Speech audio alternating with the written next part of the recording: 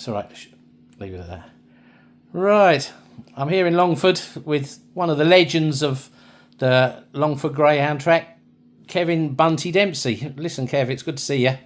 Thanks. And just tell us now. We'll start off very simple. How did you get the name Bunty? What was the nickname? Apparently, I was very heavy when I grew very quick. When I was young, I was very busty, let's say. Right. And the old woman outside next door put that name on me, and up until recently, and still, there's children still in Longford calling me Bunty to this day. Most probably wouldn't know your real name more even. People didn't know me by Bunty, well, not as many as now. Yeah. But more knew me as Bunty as Kevin. I remember it's only recently my brother started calling me Kevin. There you are. He's 73. Yeah. I was always called Bunty. There you are. That's a good You know. one now. Anyway, listen, it was a sad day there back in 2020 when Longford shut for the last time. It was a very sad day because I would have been, well, for my age, when it did close, which would have left me, whatever it was, I was in it, my first recollection of Longford Dog Track. Now, apart from being at the football hat, but the first time I can ever remember being at the dogs in Longford, I might be a little bit with names of greyhounds and names of people and the year, but I know I'm not too far wrong.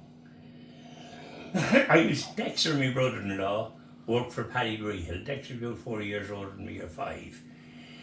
He has sort of brought us up. We used to give him a hand with Paddy Greyhill's dogs, but we went up to the big final at the Longford Derby. Well, I call it 66. And I can remember her name. There was a bitch, an old man at the time. He had good dogs years after. A man by the name of Andy Carr. Cathy, wait now. Sorry. Come in for a minute, but First recollection of going up to Longford my was... first recollection was this final at this Longford Derby. We called it in the mid-60s. This bitch was her name, a black bitch I think she was. Miss Hoy was her name. She was owned by a man from up around Killuke, and Andy Carr, who owned good greyhounds after Saga Mist and them. That's right. Yeah, I remember her, yeah. A Whisper Wishes bitch, yeah. But anyway, we all went up. There was no videos, there was no nothing. You seen it once. So you had to learn quick at the dogs at that time. Because if you couldn't cop the 6 dogs running, Yeah, and see what happens. no chance of looking at them. Yeah. There was no videos, there was no modern No. technology. But anyway, I remember going up to the track and sure the place was falling down. And there was a fierce crowd at it. But we mightn't really see it, but something queer happened.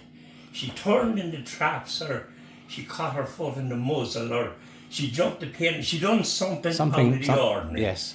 And a man from Boyle that owned the winner, but there was big Longford connections with him. He was a man, he lived to be a big age, he's not long dead. Paddy Daly, he was a wholesale bottler from Mayo. And supplied the track for years with drink. The track for years.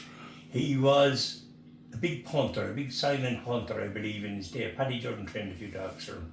But the race, anyway, whatever happened, she got beaten.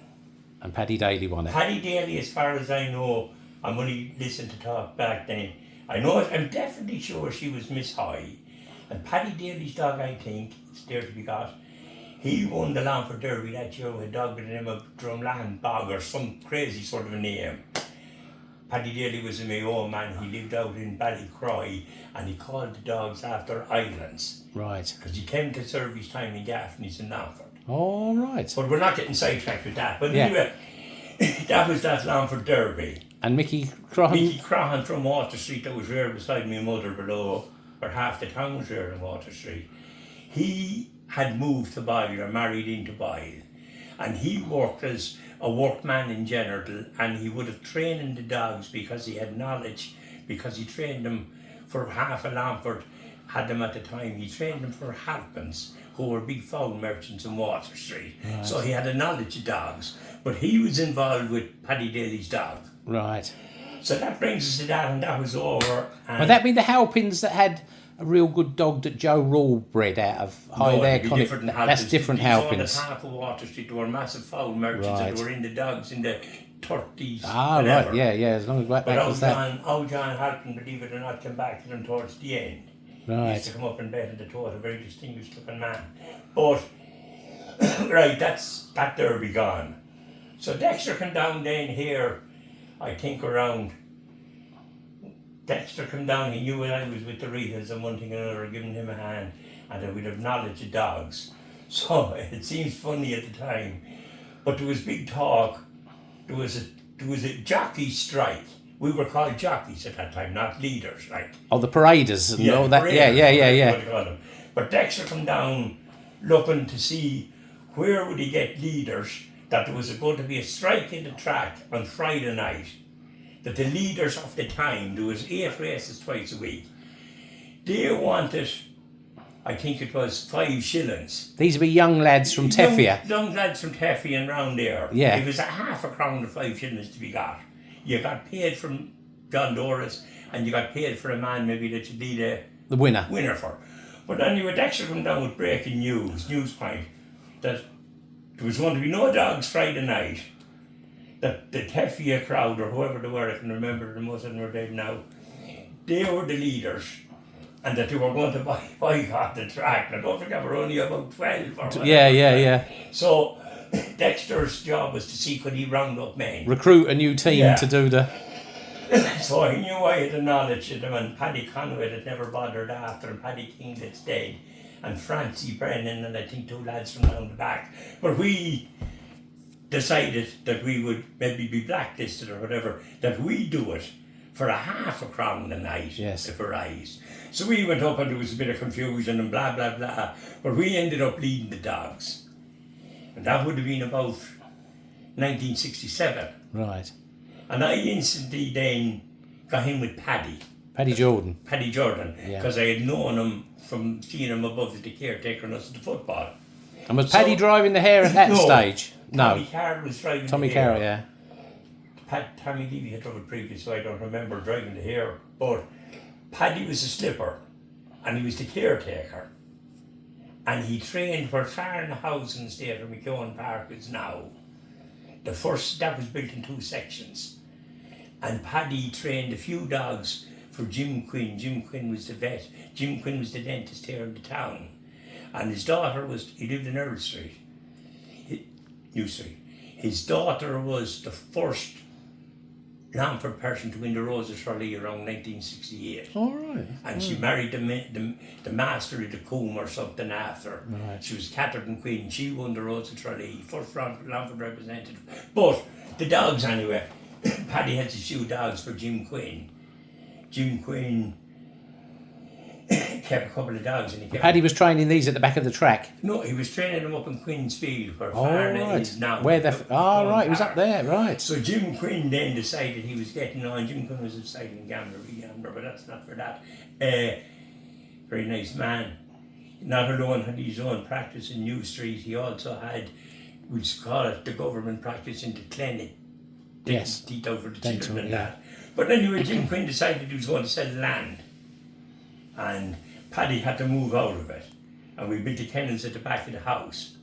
But anyway, I'm maybe going on a bit, but what I mean is, right, I'm there with Paddy, tried trusted lieutenant, from about I can't remember the Derby final in 1968, but I know we were leading the dogs at it. Right. But I can never and never will forget, as long as I'll never forget 69, the year the track opened. Jim Kane won the Derby. Dennis's father. It was the biggest crowd of dog people, if you want to call it, that was ever in Longford, with the exception of Barry McGuigan night, because the Barry McGuigan night were different people, but Jim Quinn, I can remember them 4 and 5 deep, from the 5-2-5 box around to where we say the hare box was in Longford. Right. For the Derby. Every man, woman and child in Ardley came in to see it. Jim Kane won a dog with the name of Ear called Pride, belonging to John Joe McManus from Athlone. And there was fierce celebrations and there was everything. But that was 69. Now that was the year the track opened. The track opened on the night of the final of the Longford Derby 1969. When you say the track opened, what I mean is opened was... Because it was opened in the 30s. Oh, the newsstand. The bar was put in. Gotcha, there was work, which would have been big work at the time. Yes. Plus the tote came. Yes, right, now, so that's... When it opened 1969, yeah, I remember the first night, the first race, Paddy got beaten with a bitch in the first race. She got in as a sub. We got her in anyway. 1 box. She got bet. Everything in her favour. Squeaking Wheel was her name. Yeah. But anyway, Jim Kane won 3 races that night. But the tote had arrived. And people were newfangled with this tote because you got better value for £1 at that time in the dog track than you would at the bingo, let's say. Yes. There was 8 races at £half Yeah. a race, with 3 selections in every race. Well, 4. You had the forecast, you had the win, And a place. yes, and a place in the second one. Yes, yeah. Pauline Wallace came over one time to own the famous Yellow printer. Yellow printer. Paddy Kane was training dogs for her. I can remember we were only young, the track wasn't open. And the units were £1. And she decided at the time that she would have the figures, but I think I'm right. She had £50. 50 fortune. And I can't remember, he wasn't Yellow Print, but he was one of her dogs. Yeah. And it held up the whole racing for 10 or 15 minutes. Printing the tickets. Because there were 400 individual Units. Yeah. And I do know And she got about 51 quid back she won threepence for every £1 that she had on or whatever. because it was tote. But that was a big thing. Yeah. And the tote was there, and right, we were there with Paddy, and Paddy had a couple of good dogs at the time, my Garrett dogs. And what I did For Brian Hunt. What I did forget to mention was the night of the final of the Derby, Iroquois Pride won the Derby, but Paddy had a dog running, Spiffly Kate was his name, I want to be Plunket Pie. And I think he done that. Again, he was in 1 box. I don't know how he got into it. But That's a mystery, isn't it? anyway, he only run over 1. He was a good dog. And I think he done better time than Iroquois Pride did that night. But anyway, the track opened in the blaze of glory, and the pipe band played us up the town, and us walking greyhounds behind us, like. Right. Into the track. Now, greyhounds I wasn't running. Yeah, that obviously, night. yeah. In the street. But it was embarrassing when you were 14 years of age and the girl with Swiss and that and the dog doing that going up Main Street. Yeah. But it was different times. But anyway, that was 69, and Willie Pageant, of course, not alone was he the leading bookmaker at horses, dogs and coursing. He was one of the leading, and shop owner. He was one of the leading bookmakers in Ireland. In the whole of Ireland, yeah. In the whole of Ireland. Yeah. Now, Longford at the time in 69 and 68 before that, before it had been done up, there was, I can remember about 7 or 8 bookmakers in Longford. But it was all about Willie Pageant. Yeah. Willie was the man. Poor landlord, rest him. Now Gallagher. Yeah. He'd bet when he had it and when he hadn't or not. Jack Lynch was there, Jack Lyman was there, and there was about 4 fiddlers or moochers. Yes. Like we always call them fiddlers or moochers. There were men that was there to get Come by. a couple of pounds, £2 or something. Because £1 would have been, or £2 was a big bet. Yes. For a lot of people, but there was big betting. Yeah. So anyway, 69 came and whatever, and a bonanza seemed to come then all of a sudden. A bonanza seemed to come all of a sudden. The people came to the dogs got popular. There was people betting and all sorts of money. The bookies, as I says, was there. Then bigger bookmakers came into it. There was 13 I can remember, because I built a wall, or give a hand, for where the last 4 stood. Yes. When the original bar and that opened, you were only looking straight into bookmakers. Yes. Both ends was open. Yes. But bookmakers wanted to come to bet, and bookmakers were levy, and levy were punters. Yes. And punters were paying in and drinking, whatever. Yeah. So, John Doris, being the businessman he was, he realised he'd put up 4 more pitches. There was 9 originally. So put another 4 up. He put another 4 up. We built 3, except from Frank Ryan, and another fella from Clara. He ended up a big bookmaker after. He then wanted to come in, and I remember we put up a joint for him. He bet on the tarmac. So he was a fellow with the name of Noel O'Mara, or Michael O'Mara. So the 70s came, everything was betting. Jim Valentine come to bet. Paddy Denton come to bet. Yes. 1971, I think. The first bet he ever laid in Longford. 1971 on a Saturday night. There was racing in Longford on a Saturday night. Right. And I'll tell you what it was. The first bet I had off my 300 to 1, which wasn't my money. Yeah. At 300 to 1, a bitch having her first race. And she got beaten in a 3-way quarter. You would have struggled to get 300 to 1 on the day it closed, wouldn't you? Yeah. And I remember 70s. Fuzzy coming to me, because Fuzzy and Paddy... Fuzzy Gaynor. Yeah, they're bunched in together. Yeah. And Fuzzy followed me up to the stand, and he says to me, "You haven't 300 to 1, he says, you have 3 halves, which is 350s. Yeah. No, he says, Fuzzy, you have 300 to 1, the money's in the bag. Yeah. So Paddy the got bet the struck. bet, the money's in the bag. The bitch got beaten anyway. So, around that time, Willie Paget was there, but he was there till 80 anyway. Poor old lad. Jack Lynch, Jack Lynch, died out. I found Johnny Rooney dead in the toilets. Barry McGuigan's grandfather, right? Did you? No, if I found him dead...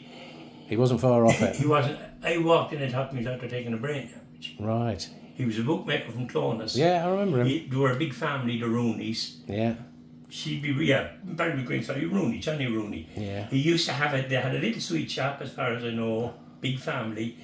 He drove a hackney car around Clonus, or that at the time they were called hackneys, not taxis. Yeah. And he used to bet 2 nights a week in Longford, and he bet 3 nights in Dungannon. Yes. Dungannon used to be on 3 nights. Yeah. And he told me, I was very friendly with him, look, if you had no money, he'd lay you £2 to 1 or that, which was whatever it was, decent man.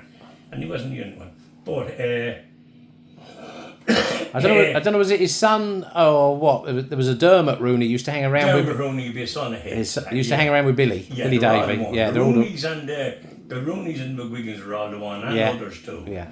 But, right, the bookies came to bed. Now, at that time, I'm going back, we'd say to about 19.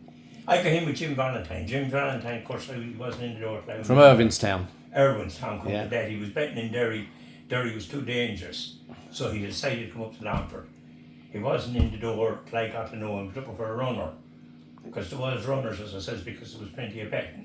Somebody had maybe thought about me, maybe seen me in Cardiff, I don't know.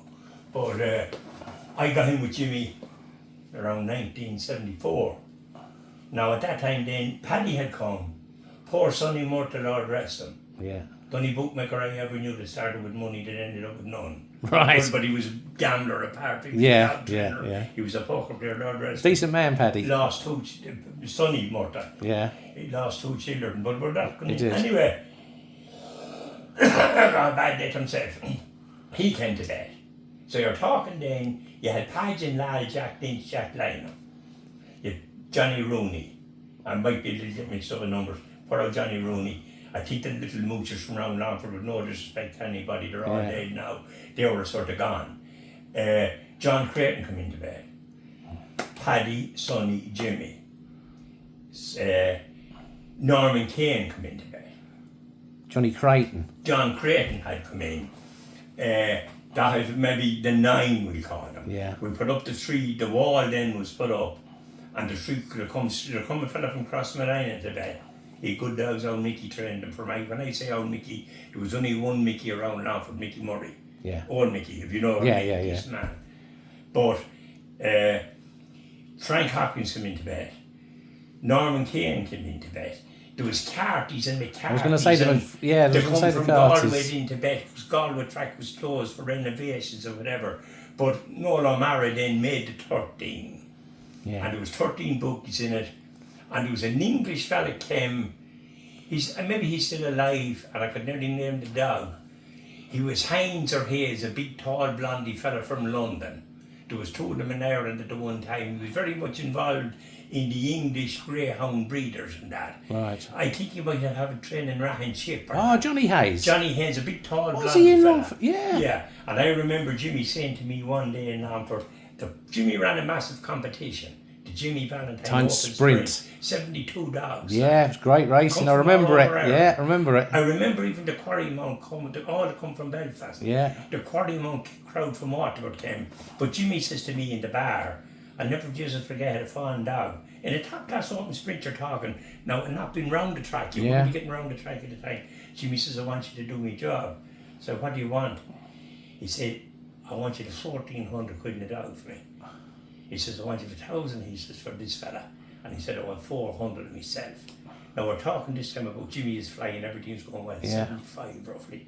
I remember having 7-4 the £1,400 amount for the dog that he won. He was like Ron's Ivy or Ron's something like that. That was in the 70s, and that's the betting that was going on in it. Like. And would you have got that on in a few different bets? Don't forget, I wasn't putting Jimmy in it, but of course I called in a bet to Jimmy when I had the others done. Yes. Because I had to be seen that it wasn't Jimmy's money that was... Jim's or Heinz's money. And would you have got that on with how many bookies? I would have gotten it on. There was no trouble. Michael O'Mara, maybe. I could have gotten more on too. I should have gotten more on myself. No, but would you get more? How much would you get on with the one bet? 600 to 4 was a normal bet, or maybe 900 to 6, depending on who you were betting for. Yes, yeah. See, I betted for a lot of people. People used to come to me. You can call it being used or abused, but I was getting a few pound. They knew that I was confined to secrecy in a lot of cases. Yeah. And if somebody wanted me, say, I go back to the early 70s, you buy a car for it, say, people didn't want to be seen to be betting. Yeah. There was business people, there was farmers, there was shopkeepers, there professional was people, respectable people, if you want to call them. Didn't want to be seen going into the bookies. Didn't want to be seen betting these amounts of money because they could be going to the bank looking for money or not, or I would have no business going into it. Yeah. So you were, whatever way you got, I got the name of being trusted. They were foolish maybe to do it, but how it had worked in a lot of cases is, a fella said to me, if a dog were on a Friday night, come up to the bar Friday night, and we talk for a minute. He'd be having a drink with somebody, and he'd say, well, sir, what do you take? There's 50 quid, have it on the dog for me. But that man might have me 3 or 3,500 given from early on in the day. Right, yes. To have on. And I had his 50 on. I says, Joe Smith fancies his dog a chance to give Bunty 50 quid. But I'd be having the other 3.5 on that nobody would know about it or that. And it was done as it was done, win or lost or whatever. Yeah. But that was the betting that was in it. But you would have in a good race, on a good sprint in Longford, in the mid-70s, the last race was always a good sprint, yeah, I remember that. Because no matter what old Pageant had a famous saying, I don't know, do you know it, you probably do, level skelping. Now that meant, no matter what he was losing or winning, going into the last race or how he was, he would lay. He laid a better price than it should be to get the money back. Who's that? Just... I'm just starting again there. But anyway, the betting was shocking, and then... Level scouting, anyway. Level scouting was he saying. So he'd lay whatever he was losing or winning. Whatever he was losing or was winning, doubles or quits. Yes. And he'd lay anything. And as I says, it was unreal how it was going on. He didn't die a skin member, did he? As regards money, yeah. You never know. He got into bad health after. You never know where money ends up, and you never know who has No, money. but when he finished with the dogs, you know, yeah. But anyway, he was a gentleman, and that was the betting that was going on in it at the time. But there was no trouble in the last race in Longford, open race as it would be, on a Friday night in particular, and on a Monday too, it would be a big one. There would be no trouble at the time in having at least 6 to 4 to 1,600 to 2,000 pounds. There was 5 bookmakers there that paid 600 to 4. Because they were there to bet. Yes. Because there was no point in mooching because the others was that strong. Yes. You know what I mean? Like. Yeah. And then the 70s came, and it was great betting. And don't forget now, there was 18 bookmakers in Mullingar. Was there? And 3 subs. Wow. 3 subs. And they're all getting something out of it. There was 18 bookmakers standing. There was 13 in Longford, 18 in Mullingar. But they're all getting a turn out of it. They're all getting a turn of it. Again. You know, they didn't turn up then it went to the stage that the strongest ones survived and the weaker ones had to walk away because the smaller punter was gone to the tote, the 5er manner, call them what you want. Yeah. And it went on, and I stayed with Paddy down through all the years, and we were there. And when did Paddy sort of take over the hare driving and everything? He was still training dogs when he was driving the hare, wasn't he? Paddy took over the hare driving. I don't know what happened. I can't remember what happened. As if it was yesterday. It was a bank holiday Monday night, and there used to be fierce crowds at the dogs, and Paddy was slipping it. Well, let's see. Yeah. Tommy Carr was driving the hare, and Paddy was slipping the dogs, and there was a row with him and Conroy for the first race. And Paddy walked out of the track and wouldn't slip the dogs. Right. And Conroy said, no, I'd be only about, might be 20 at this time, would I be? And we were up at bank holiday Monday night, couple of drinks. And Conroy says to me, go over and slip them dogs. And I remember slipping them, but Paddy came back for the second or third race that night. Just making his point. And then roughly, Tommy Carroll, Paddy, I'd say, started driving the hare in Longford around 1970. Right, yeah. Or 69 or 70. Saw a lot of good dogs, didn't he, in his time go around there? Dogs, like, you know. Yeah. Paddy was one of the few men that I could say, because I seen us bringing him. Higher than hackneys, as we used to call them. I've seen us bringing Paddy places, and him knowing we were backing dogs, and Paddy knowing about a dog in the race, but on to somebody else, and he'd never tell us. We never held it against him. Yes. Because he'd do the same for us. He could see you coming. Sworn to secrecy. That was it. Yeah. That was the way he was reared. Yeah. Without John McDermott and Paddy Levy or Tommy Levy and all them before. Yeah. Paddy seen you doing that. Went with the job, your secrecy. Yeah. But anyway, Paddy, I stayed with Paddy anyway. And Paddy, to people listening to this now that would have heard of Paddy Jordan, the hairdriver. Paddy was a great trainer. Well, Paddy was a great man with a dog. One thing Paddy had, and you know, I'll tell you what he had when I think back on it now. There's none of them today. Of course, they all have surpassed him. Paddy was a small man's man. He was very particular who we take a dog on. Yes. And believe it or not, all the years that I was with him, he never had a greyhound belong to me because he wouldn't take one. Right. Because he knew there was going to be, gambling anyway. And he didn't want that because he's seen too many down through the years losing too much over gambling. Yes. And that's why he was Kieran Wynn in the later years and Brian Hunt and Plunkett Floyd, all the rest of them. He didn't want dogs belonging to a man. Yes. That was a gambler. Yeah. Because in the early days of the board, there was a man, the first board I think there was appointed. There was a man appointed us on the board. And Paddy had a dog belonging to him. And Paddy told me, he said, Harold's Cross. I could name the dog, but I'm not going to. And the man, and as far as I know, they're all dead and gone, even before my time. But they pulled a massive stroke. His biggest stroke was ever pulled in Dublin. They pulled with the dog. The dog fell and got up again and won. Right. And the man lost apparently the board job. Paddy wanted nothing more to do with gambling owners. Right. He didn't want them heavy money or the dogs. So Brian Hunt was a seller, wasn't he? Brian Hunt was a seller. He wasn't a gambler.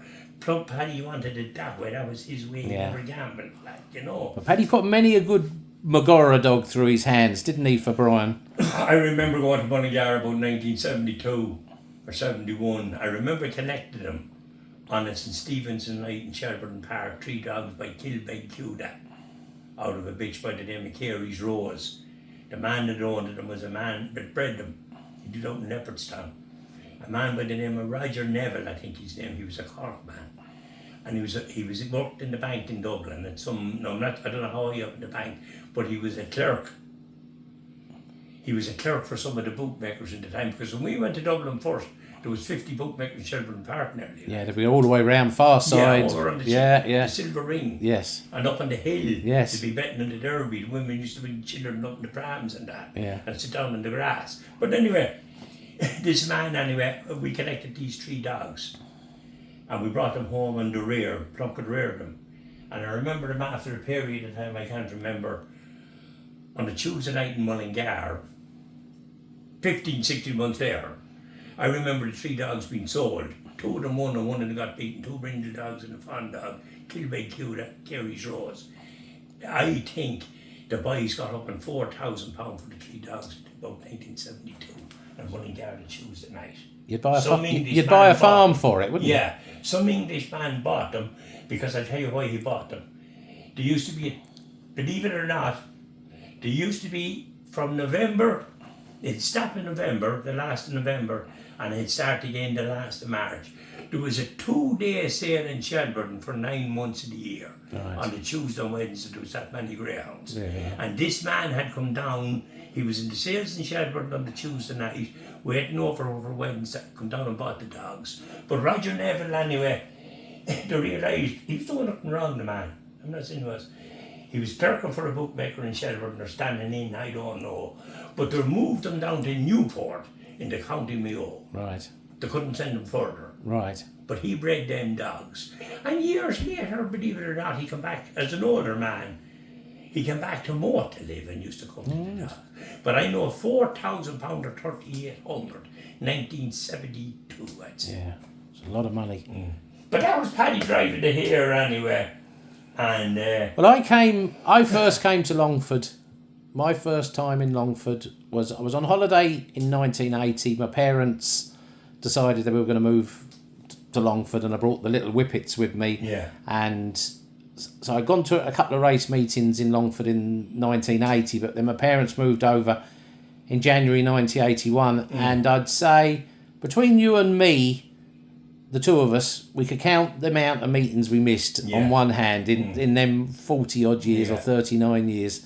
I mean, you were a familiar face there every night, and so was I. You know, so all the characters that are around and long gone around the town, I'm very, very familiar with. We've done everything. Yeah. We still ended up with nothing, with nothing, hadn't nothing starting anyway. Would you have thought I was around as long as I was? I can remember you, because I can remember you. I can actually remember you. I would think, and I'm going to cross you, I think before I got married to Cathy, and we got married in 1979, that was a major mistake, I can tell you. Right. But She's still with you. But anyway, I remember on a wet Friday night that I had to find at the Derby, you running dogs in a whippet sprint, A whippet race. or whatever. Well, it was, and I think me and her wasn't married. no, it wouldn't have been until I got here. Would it not? No, it would but have been I can remember 81. we were at it anyway. 81 was... Was it 81? It was 81, yeah, because when we came over on holiday, I had some dogs, but they didn't come with me. But when we moved over here, I used to put on the little whippet race, and I used to do it in Mullingar as well. We ended up with 5 little whippets, and I used to put on the little race and everything, and it shows you the level of my tipping ability, because I had these whippets in the race, and I had one really, really good lad now that was stand out and everything. And a few lads asked me which one to win. I said the Black Dog's an absolute cert. And geez, he got bet. He got bet. So I couldn't even pick my own whippet. I So always, as I said before, not repeating myself, I was always older in my head than I was in my age. I was always able to think, I live for stroking dogs in our own way. I always remember we always nearly had 3 lined up, either more in and out.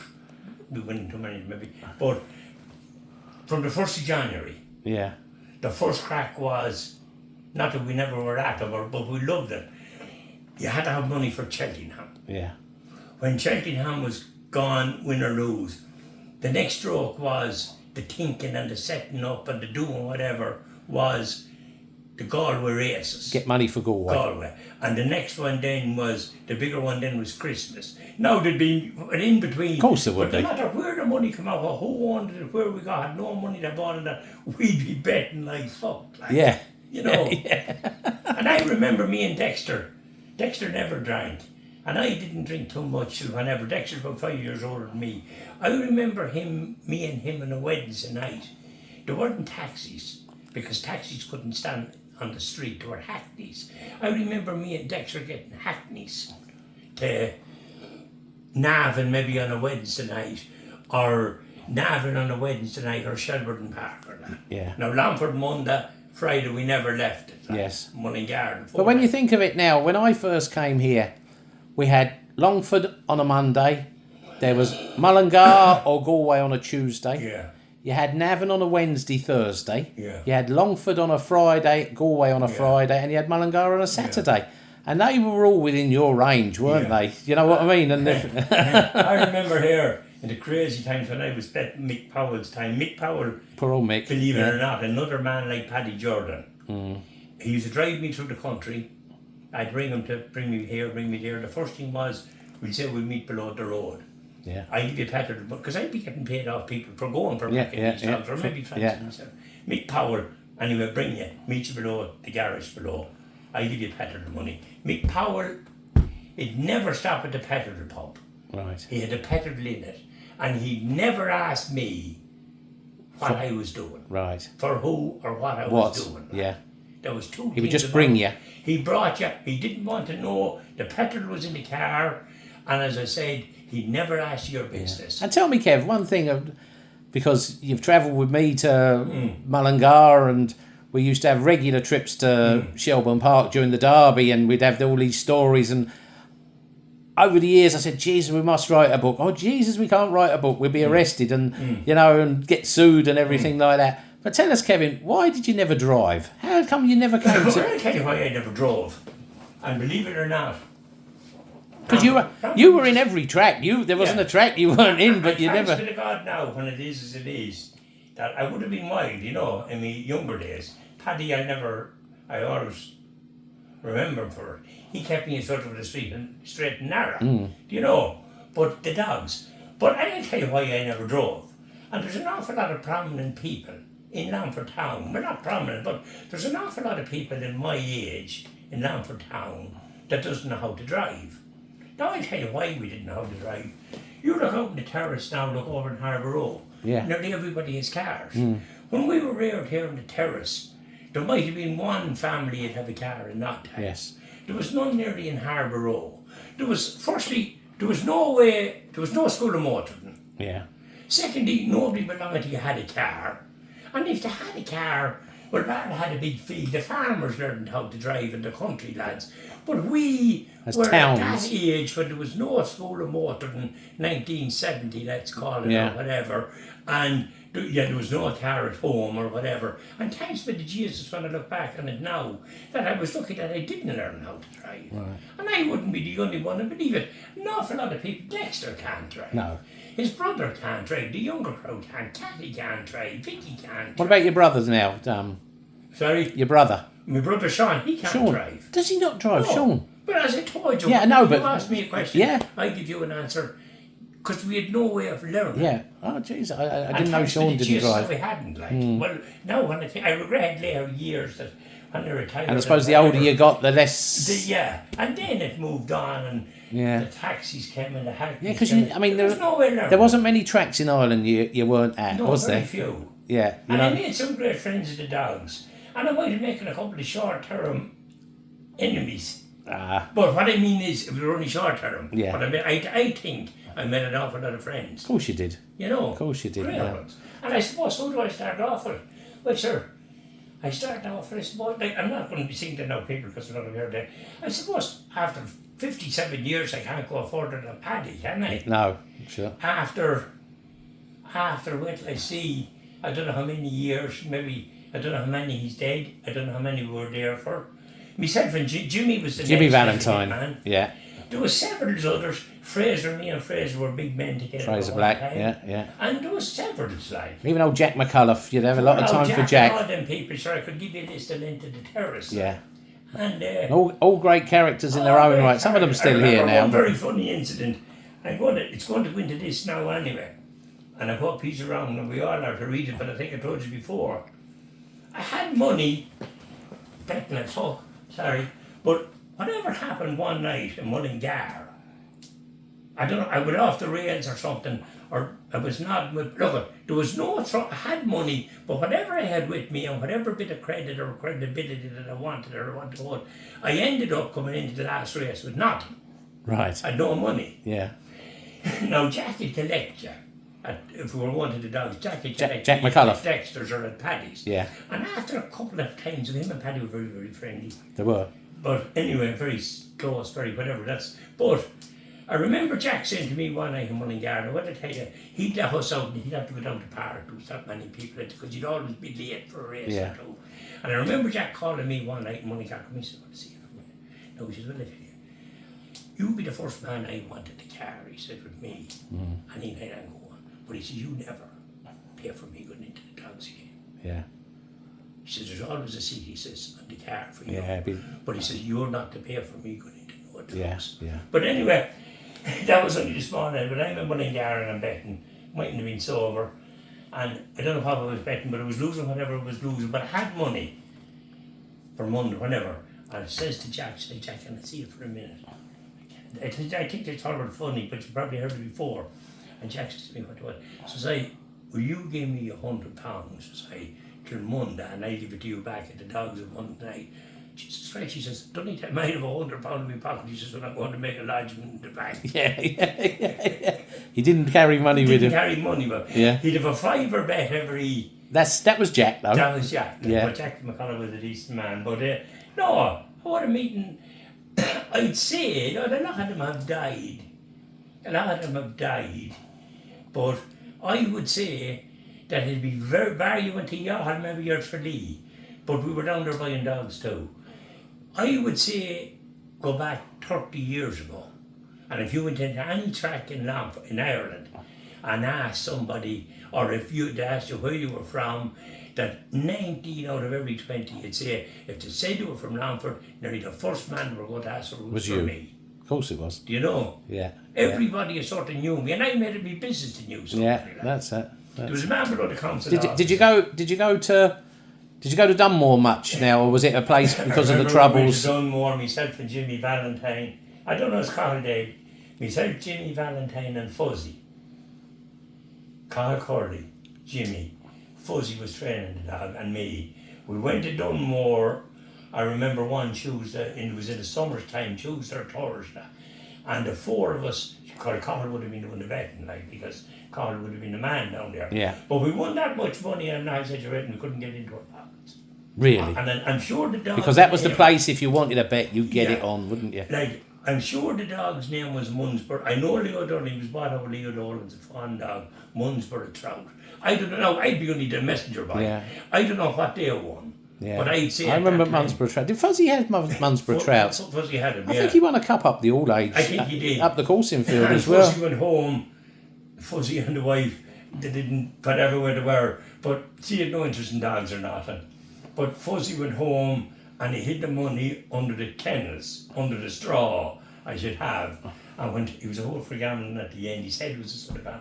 And he used to go and get down on his knees and he'd pull money out of his bag. Yeah. That had been got out of Dunmore. Yeah. Because you're talking a lot of money. A lot of money, yeah. At that time.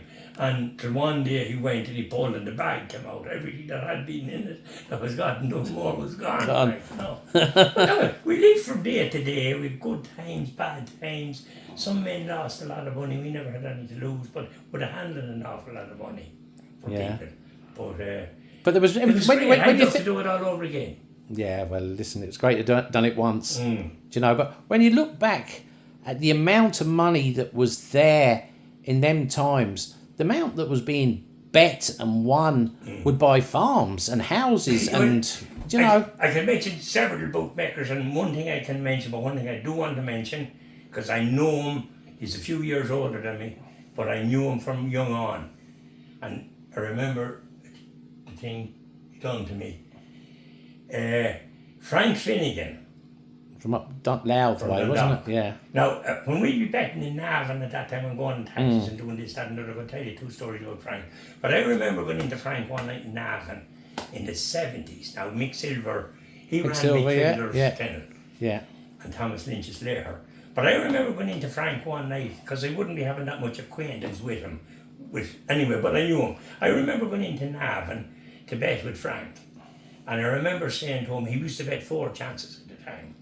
And he was going 6 to 4 a dog chances. And I said to Frank, as I'd always say to one of the strange ones, because I knew they were going to get it, I remember saying to Frank, says I, £45 to 30 the top, and I have no money. Yes. And he says to me, Kevin, if you have no, this was on all the time, getting paid, whatever. He says, Kevin, if you have no money, he says, you have no bet. Yeah. Do you see? And I walked away and I was new Frank. And the bookmakers used to run out and stand on boxes in Navan at the time. And he put his hand on my shoulder and he says, I'll have 30 quid on it down for you, he says. Now the one that I was going to back, that I thought was the right one. Yes. In a different race. The one that I was going to have the 30 quid on £45 to 30, but Frank had control of it, it wasn't going to win. Right. Now he could have been mean enough to say to me, you're on. Yes. And me with no chance. So he was telling you because he knew the dog wasn't... He was telling me the reason he refused me to bet was because he knew it wasn't a live one. But he put his hand on my shoulder, he said, I'll have 30 quid in the dog for you later on. Later on in the night. night. And I remember he came back and handed me 50 quid. So he didn't have the bet because he knew that the dog, your bet was going to be a losing bet. My bet was a dead bet, and he wouldn't take the 30 quid off me. There. So that's as long as... And he had a bet on that you didn't know about later on in the day, that night, and said, I'll have 50 quid. Well, that was... I remember another incident in Navan, the Hackney drivers as we call them. I was desperate to get to Navan, and above all the Jesus days there was or whatever, I couldn't get to it. And I was having 40 quid in the dog, you quit down, you're talking the early 70s. I'll tell you how you're talking. I remember, it says now, I got to Navan. I'll have a score. A score wouldn't be hurting. A score was good money in the early 70s. Yeah, oh, yeah. Mechanics might be only getting £30 a week or whatever, or blast or whatever. Yeah. Different times, you're talking over 50 years ago. So anyway, I says, how am I going to get an Navan, or what am I going to do? And I don't want to bring anybody from around me. So I decided I went to this lad, he's long dead in town. He used to drive us in that time in these hackneys. And I says to him, will you do me turn? Oh, what is this? He said, will you bring me to Navan? Well, he said, but no, says there's a problem. It was £8 to get to Navan. Right. £8. Yeah. I don't know if that's big money or small, but it was £8. Yeah, but it was a lot. Yeah, yeah. So I went to him anyway. I says to him, will you bring me to Navan? Meet you such a place at 6 o'clock or whatever. Yeah. No, he said, I told him, says, I better tell you there's a problem. Says, I have no money. He says, sure, I often brought you before without it. Says, I have none now anyway, but I fancy a dog in Navan. Says, I didn't think it'll win. To be honest. So we met anyway, on up to Navan. Now I says, £8. Says, you may round it off at 10. Give me, says I, the price of 20 fags, or to get us in and get us a bag of chips in the bowl. Yeah. He used to send me up. So into Navan I goes anyway, and I remember Paddy, and see, it was easy, betting small, you could be nodding in scores there because it was that much money changing hands, it didn't matter. So you didn't want to upset the avatar. So I remember going in anyway, and I had 2 score off Paddy and 2 score off Richie. Now there was no battle axe. Richie Brennan. Richie, no battle axe. Yeah. And the dog won, and I got 80 quid. I'm working in the furniture factory now. I'm only about, what am I? Mightn't even be 20. I don't think it was. Anyway, I'm working in the furniture factory as an apprentice. So anyway, dog won, drew the poison out the door. I says, I'm not staying around to lose anymore. Lose it, yeah. I gave the man a score. Yes. £10 extra, because I wasn't going to have the 60 if he didn't bring me. Yes. So I remember. And you need him again sometime, maybe, yeah. That was Thursday night. And I remember going down, I had me £60 in my pocket. I remember going down Friday, and they paid us at whatever time they paid us, 4 or 5 o'clock. And I opened it up, and I think I had £8 wages. £8 wages. Yeah. Do you know? So it was a lot of money, wasn't it? It'll just show you the pretence it was in, like, you know, yeah. the way it was. Like. Yeah. I had £8 wages after getting the 80 and that, and couldn't treat your man better. Like. Yeah. And tell us, can you remember the biggest bet you had in Longford or Mullingar, or that you had to get on for someone? We won't mention any names, but do you remember? I brought a man with me, and when Dundalk was after opening, in the crazy times. Now, he knew how to bet, but the betting in Dundalk was about 16 bookies or 18 bookies. But when the horse track opened there, whatever. Oh, yeah, then. It was very difficult to get on. I had 6,000 in readies to get on a dog in Mullingar, or at a short price, and I got in Dundalk, 52 or 5,300 on at about 6 to 4 to the whole lot. Right. The boys was betting in it, and they were all betting. Yeah, and did it win? It did win. It did win. For once it won, yeah. Yeah. For once it won. But you loved that. You got a buzz out of it, didn't you, Kev? It never, again, and let anybody tell you, well, now you're dealing massive amounts of money. I was always stroking in my own way and setting them up and doing things, and one thing another, maybe changing a card, whatever. You know yourself, and getting Jackie down to take for him off cards or putting wrong for him. That's it. And when old Anna was doing it, you were telling her with the trap drawer and she didn't know anything. Yeah. But I lived. They'd be big or small as the years went on. I got bigger, small, whatever. It was money. It was all you could have. When you had it, you had it. And yeah. But I lived for stroking. Yeah. In that way, it's making pittance in people's ways now. But I can tell you this. I always found that the winning of the money was the smallest end of it. I wanted to be smarter than anybody else. You enjoyed getting one over. It was enjoying getting it over. Yeah, getting it over the line. Getting it over. Yeah. It wasn't the money, of course, was important. Of course it was, yeah. Small. But it was coming out the right side. It was being sharper than anybody else. Setting it up. Setting it up. Just truly setting it up. Yeah. But and when I did a big bet. I had £1,700 in the dog in Longford one night. A fella done me.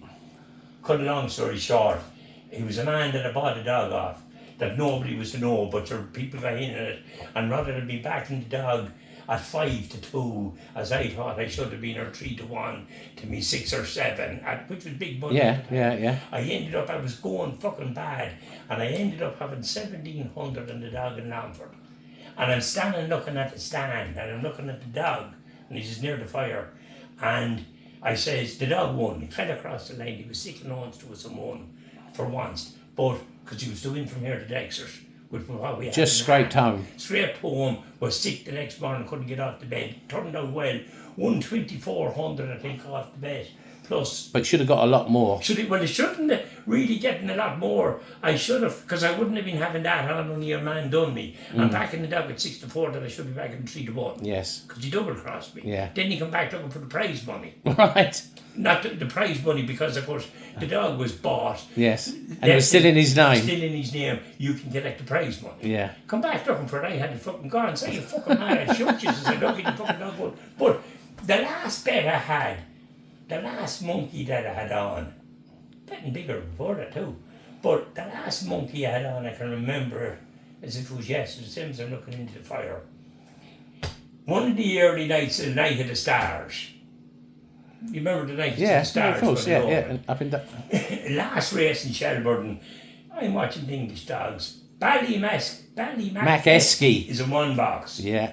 Sparta Meisters in 6. Yeah. One of the great races, Bunty. I remember it was a great buckle throughout. I nearly fell off the stand because I'll tell you why. I had 11 here to a monkey, I think, off Bernard Barry.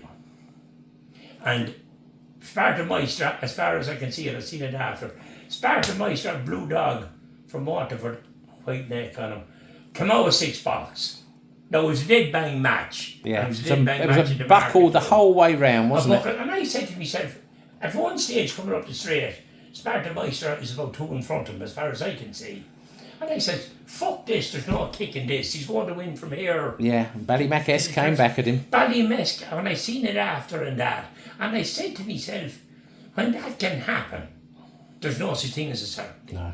He was lucky to beat Ballymackesky that night. Yeah. And I'd say that was the last monkey that I ever had in the dog. I was there that night. Yeah. And it's on YouTube, that race. And it's one of the great races that I've witnessed, because there were 2 great dogs absolutely battling it out. And I'd say Ballymackesky was unlucky, wasn't he? When you he was. I think Sparta, and I haven't seen it in years and years. Just about outstayed him. Yeah, and I think he might have just done him a little bit at the third bend. Yeah, do you know what I mean? Kicked on again and everything. Yeah, no, Barry Draper. I see Barry. He come out of England. And well, no, Barry Draper had him. He beat nothing as such compared to what Sparta Meister was. Yeah. And Sparta most probably a little bit of experience around Shelburne as well. You know what I mean? So we always said that the best bet was the best bet to have was the one that you couldn't afford to pay. Right. But look, I can tell you. And they win, yeah. But tell us, we'll go back now to all the great people. I was talking to you the other day now, and you said you could name 40 people. Everybody in Longford owned a greyhound in them early 70s. Nearly everybody owned them. I can name a lot of them. You might know them. Well, I remember a lot of them. Dogs, but I can remember some funny things. I can remember the Godfather, of course. Joe Rawle. I bet on the side of... I don't know betting for Joe Rawle, but anyway, that's all done now. Second betting. But I remember a couple of very funny incidents. I can remember 100 with them. I remember I had to buy in a dog off a man from the west of Ireland for £700. I bought him in the public phone in the village in Arda. Stephen Riley had him. A man by the name of, I'll give you his name in a second. He was a cattle dealer. He was killed from up the road. Duffy. Oh, yeah. I think he owned it, Miss Spindella and all them, and Lacta and them. I think he was first in, but that's not relevant. But anyway, bought him for £700. Stephen Riley had him. Dog by the name of Duke Slave.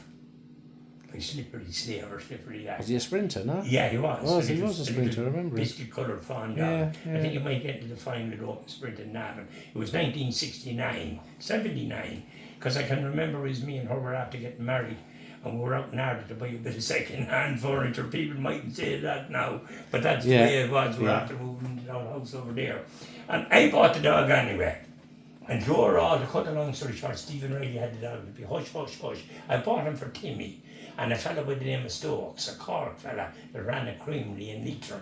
Now there was trouble over a check. But the bottom line was, again, Stephen Riley used to say nothing about the dog or one thing and another, and the dog was to be this and that. But Joe was after buying Ballyderg Mott. Oh, yes. A fawn bitch. Yeah. I don't know, was she a sister or a son of Ballyderg Foxes or whatever way it was. No, she threw Ballyderg. I think Whatever way it yeah, was. no, she was. But the last race, anyway, I fucking never should have done it to the man because he was too decent to me. The last race on a bank holiday Monday night, you wouldn't get into the track, Sunday night, we decided between myself and Timmy that the thing to do was, now Riley had swore to secrecy that he never told nobody about the dog being bought and that he hadn't got him or that. Yeah. How we got that far, I don't know. But anyway, the last, never forget, Ballyderg Mott in the Manchester United one, an hour fell outside the butcher out in the bottom where he wanted to be. The butcher's apron. Yeah. Now, where he wanted to be. But we come up with the idea, geez, I never forgive myself for doing it as decent as he was to me. We come up with the idea, I said to Timmy, this is a match. You're after giving the 7 for the dog at the time. Or Eddie Duffy was the man's name. Eddie Duffy is right. I remember it. I remember it happening. Says I look at says I, this is says I, a setup. Says I, there's one thing to do. Says I, Joe Rod's bitch, she wouldn't let the dust and the fire fall on her because she was bought and she was bred in the purple. Oh, she was yeah. Ballyderg, whatever. Yeah, she threw an Oaks winner Top afterwards class. and everything. Yeah. But I says, everything is ready with her. Now says I, don't take her. There was no chance betting. I says, don't fucking take her on. Now I says, if it was me, says I wouldn't take her on. Yeah. Says I'd knock my own dog out. Yes. Back him. Back the Ballyderg. Back the Ballyderg. Back Joe's, yeah. And come back then with free ammunition to The back next the time. other dog wherever we want. And Stokes was to do the betting. And he went down home for the weekend or that. Yeah. The money was ready. I had the money or Stokes had it. There was no trouble with them. I think it was £700. £600-700 to have on Ballyderg. Yeah. And of course, I can see the Godfather out the corner of my eye. Let him in. Yeah. To back Timmy's. Thinking he was back in Timmy's. Yeah. And you were going I used in. to go in to be back in And you went in Timmy's. the back Ballyderg. And I went in and took Ballyderg but not away for the 600. 900 and 600. It was the worst thing I ever done. Right. It was a shocking fucking thing to do. Joe was waiting for you to go in and back the other one. It was a shocking thing to do. And of course Ballyderg won out of the park. All she won out of the park. Yeah. And I think we went to Navan with him then in the sprint. And I don't know who got him in first, I don't know. But he won anyway. But I regret things in my life. And for a man who was so decent to me and that, I never should have done it to him. Yeah. You know, but you done them things. But a couple of funny instances about Joe anyway. Well, that wasn't a funny one. No. But I remember an awful funny instance about him. He used to rear dogs. He used to wipe down bitches down in the barracks. or in Little Water Street. That's it, yeah. So he says to Stephen, he's a good brood bitch. He always kept good brood bitches.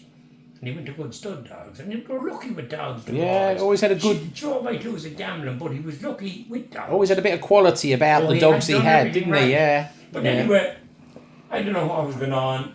And Stephen says to me one day, Stephen had an old yellow, that colour, of a fucking P&T van. You could buy out P&T vans that's right. for 50 quid or that at the time. When they were being sold off. Yeah. But Stephen says, fucking Joe Raw, he says, is me head annoyed. He says to come down to see these pups. Now, Joe always kept a Labrador or an Alsatian to be carrying a bucket across the road with the food in it. Do you remember that episode? I don't But he had the bitches below anyway. In I know where he had them, I know where he had them. And he went to the stud dog anyway. But for whatever reason, Stephen didn't get down for a while. And Joe was talking about these pups and all the pups I had. He says, the size of pups, and I always said pups. I never in my Jesus life seen them. He said, you want to see them? Oh, I've heard this Come one. down to see them. So Stephen went down, I didn't. I wasn't. But anyway, Stephen went down, he looked at them, and he's looking, I don't know, had a flash lamp, was it at night or whenever it was down. I remember this. And Stephen shouts out, can you see them? Joe says, you bollocks you, Stephen The says. Jew claws on the back. The Jew claws on the them. back feet. But that wasn't the end of Joe. Joe put them on the dog card. after about a month or more. Did he? And sold them as half-breeds or lurchers or something and got something back. So the Alsatian had got her. The Alsatian had got the bitch. Yeah. I just, he was a funny man. Jesus, I can tell you a story now. I had twice it happened. Francie Murray rang me up and said, there's a priest up here who's got a German pointer. He was a great shooting dog, and he sired one litter. And would you do an AI? The dog got injured going through a gate, and he did his 2 cruciate ligaments in his knee, and he couldn't make the bitch. So Francie had told them that I did the AI, and this was an old dog at this stage. So they brought the bitch down for me to mate, and to this particular stud dog they had as well. It was a priest. It was a priest from Crooked Wood. Came down and everything, and I said to him, I said, that bitch looks a bit fresh. You might bring her back in 2 days' time and we'll mate her again. So anyway, the 2 days was coming up, and the priest rang me and he said, look, I can't get down to you today. We've got a funeral on here. Can I come down the next day? And I said, well, come down the next day, but don't leave it any later because the bitch will be... So he came down that particular day and we mated the bitch and everything. And I see Francie Murray a few months later. I said, did the priest ever have bitch ever have pups? And he started laughing. And he said, you wouldn't believe it. He says, she had pups, but they weren't pointer pups. I said, what? Why? How did that? I mated her to the bit. When he was off at the funeral, the little Jack Russell had got in with the pointer bitch and mated and they came out as little crossbeds. But it happened Alpine Minister when I had him. A fella came down and we mated the bitch. I won't tell you who it is because you'd know him now, and he is still alive.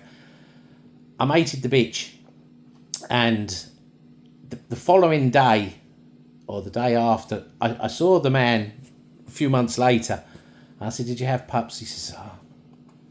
He said, they were the best looking pups I ever had. The only thing was, they weren't greyhounds. Yeah. And I said, what? He said, the pointer had ate a hole in the... He had a, it was funny enough, it was a pointer as well. He had it for a shooting. He said, I had a pointer and he ate the door of the kennel to get into the bitch. And I didn't think he had mated her. Yeah. But he got in there before I did. And he said, I had to put the whole lot down. He says the older they got, they were starting to hold their feet up with their ears and everything like that. You'd laugh about stop. He was right then, you know, he was different. He'd do you for £1, but he'd give you 5 the next day. Yes. That was a sort of... Yeah. But as regards, I don't know, are we nearly finished or whatever, or how do you feel we're going? Well, how are you feeling? Yeah, no, we've still got to talk about all the people. Oh yeah. Listen, I tell you the names that I can remember, and you can elaborate on them. But well, we do it the other way. Go on then. We do it my way. Go on, do your ones first. The likes of Kenneth McCormack and Jack Higgins and Jodie Tyrrell and. I'm not even going to talk about the county Longford. I'm going to talk about Longford Town. Yeah, that's the ones I want. Yeah. And I'm going to talk about Longford Town in the late 60s. Early 70s, yeah. When Longford Town finished at the council yard. Yeah. It finished at the garage out the road. Right. It finished at the creamery. That was the boundary of Longford Town. Town. Now, I don't know where to start. A lot of these dogs no good. But as regards people with greyhounds in Longford, I'll start in Legion Terrace. Because Legion Terrace was always... Where Paddy was. Where Paddy was. And it was still is. The track, where the track was built, when the track was out the country. Paddy's garden. Yeah, I'm just on for them, but... I'm saying where Paddy's garden... Yeah. Now, the first people, right. Little James Farrell. Kept good dogs later, Mount. What did he call him? Jimmy Farrell, the what's it? Eamon Farrell's brother. Eamon Farrell's brother, he's up my door. Is that where they're from? No, they're from up at the Legion Terrace. Road. No, that's what I mean. They're around that area. That's where they're originally from. The last house in the town before you went on to the council office. All right. James Farrell had dogs.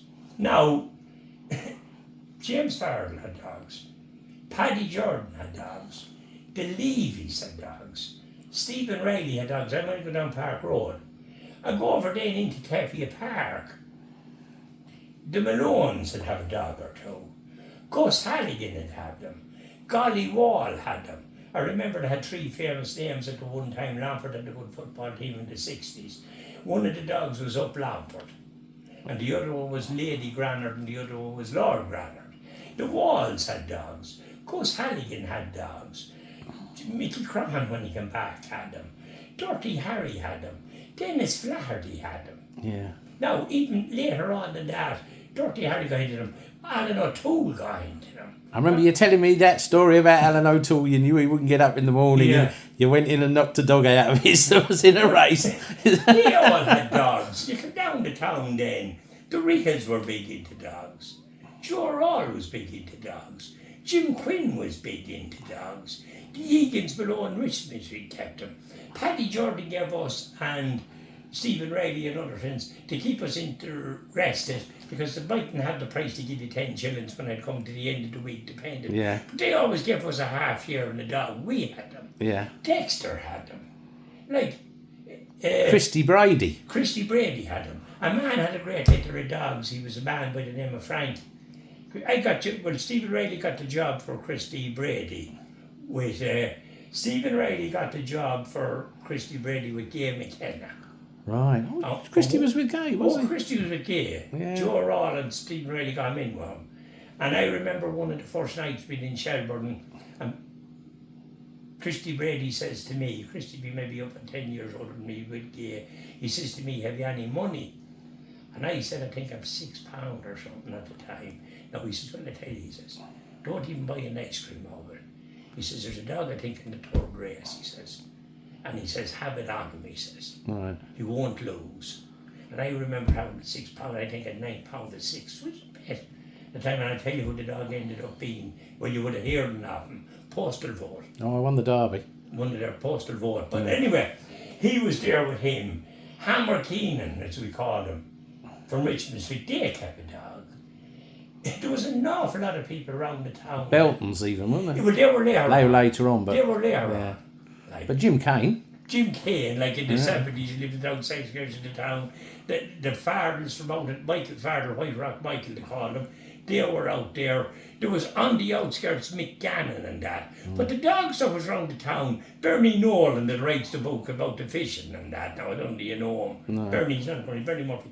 There was a lot of lads with one dogs, you see. Yes. They would have buying pups off Paddy Reel or that. And they'd have one, and most of them would be no good and that. Yeah.